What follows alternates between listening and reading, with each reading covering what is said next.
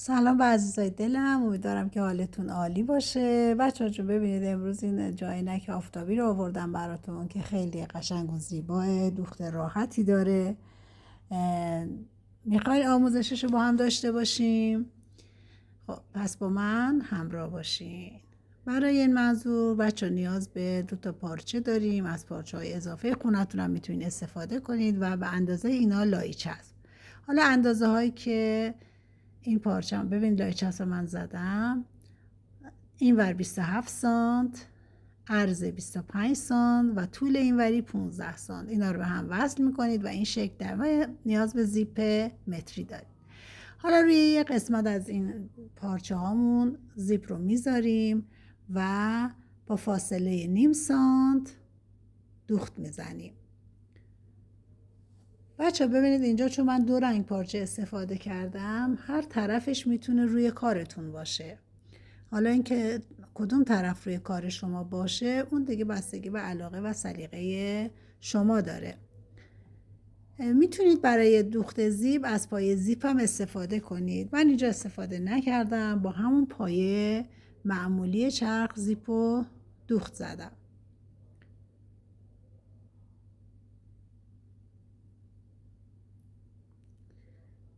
خب ببینید زیپو دوختم به یه طرف پارچمون به این شکل و حالا اون یکی پارچه هم، یعنی 2 رویه های خوب پارچه رو میذاری روی هم و دوختن. یعنی به عبارتی زیپ بچه باید بین 2 پارچه قرار بگیره.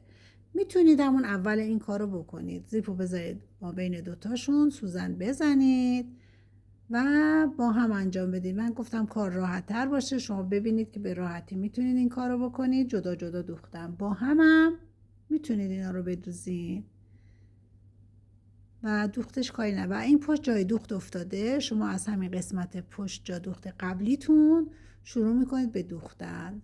واقعا دوخت این جاینکی اصلا کاری نداره و 3 سوته میتونید بدوزید با هر پارچه‌ای که داشته باشید.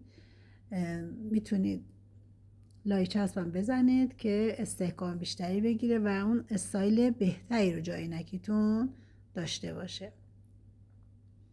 حتی میتونید برای اینکه ضخامت بیشتر بدین از الیاف هم استفاده کنید و داخلش پشم شیشه هم بذارید. ببین حالا بچه ها به این صورت که شد، اینو میبریم چیکار میکنیم؟ اتو میزنیم. الان ببین بچه ها من اینو اتو زدم و قشنگ درس خوابیده. حالا زیپی که دوختم بچه ها ببینید، زیپ از اون قسمت دندونه های درشتی که رو داره، دندونه برجسته که رو داره، سرزیپ رو میتونیم وصل کنیم. بهتره که زیپمون یه طرف بلندتر باشه. ابتدا از سمتی که بلندتر سرزیپ رو رد میکنیم و داخل زیپ قرارش میدیم. اینو ببینیم باید از قسمتی که گرده سرزیپ رو ما بگیریم و زیپ رو داخلش بزنیم، یه مقدار میاریم پایین و قسمت بعدی که میخواد وارد سرزیپ بشه باید یه مقدار کوتاه‌تر باشه سرش. از پایین داخل میکنیم و از بالا 2 طرف زیپ رو نگه میداریم و سرزیپ رو میکشیم به همین راحتی. خب حالا چون این قسمت روی کار منه، من برمیگردونم.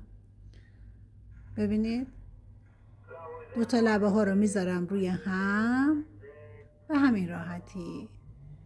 یه سوزن میزنم که کارم راحت تر باشه. لبه ها رو با هم فیکسش میکنم.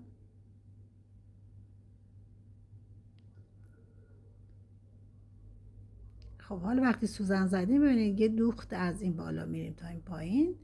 به همین راحتی جاینکیمون رو میدوزیم با فاصله نیم سانت.